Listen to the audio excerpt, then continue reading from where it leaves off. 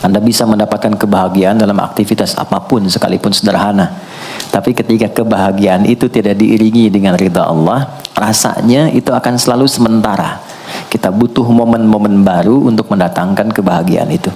Tapi titik poin ketika Allah ridha dengan apa yang kita kerjakan, apa yang kita lakukan, maka Allah akan tanamkan satu cawan yang luas kandungannya, yang bisa menerima setiap keadaan dengan hal yang paling menyenangkan.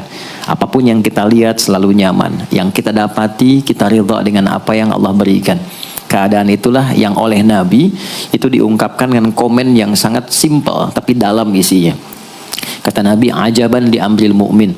Orang beriman itu kalau benar imannya, maka kehidupan itu mengagumkan. Bila dia mendapatkan kesuksesan, dia iringi dengan kesyukuran, sehingga sifatnya tetap proporsional.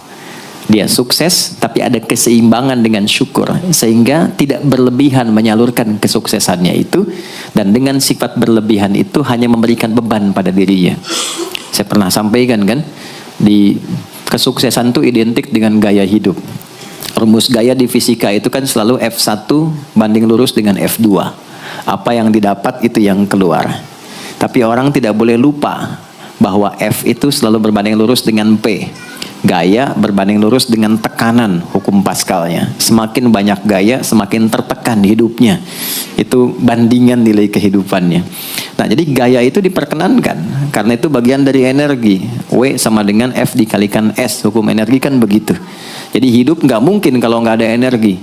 Tapi energi yang terbaik itu akan dihasilkan membawa kesuksesan, kebahagiaan ketika ridha Allah tertanam. Saat dia sukses, dia bersyukur sehingga proporsional. Saat dia merasakan duka pun, dia nyaman karena punya sabar. Nah, sabar itu mahal. Di Jepang ada banjir, itu bisa minta maafnya luar biasa, tak tahan dia bunuh diri. Di kita banjir bisa berenang. Itu gambaran. Cuma kalau nggak seimbang repot juga. Nah, membangun keseimbangan itu butuh konektivitas yang kuat dengan Allah. Konektivitas itulah yang dalam bahasa agama disebut dengan sholat namanya. Ya. Di pertemuan lalu kita sudah mencakup beberapa bagian dari sholat itu. Tapi saya ingin tekankan sedikit untuk menguatkan. Sholat berasal dari kata wasala atau silatun. Dasarnya kata wasala yang berarti terkoneksi dengan kuat, terhubung dengan erat. Kita pernah dengar istilah silaturahmi kan? Ya kan? Kalau kita kumpul, bahasa kerennya saya mau silaturahmi kan? Tapi goalnya tercapai nggak? Ya, silaturahmi itu kan dari kata silah, terhubung dengan erat, rasa sayang dan perhatian. Sehingga parameternya itu bukan saat datang. Kalau datang kita nyapa, wajar karena orangnya ada. Tapi kalau berpisah kita masih ingat, masih peduli, masih mendoakan, masih ngontak, itulah silah namanya. Di setiap keadaan kita masih terkoneksi.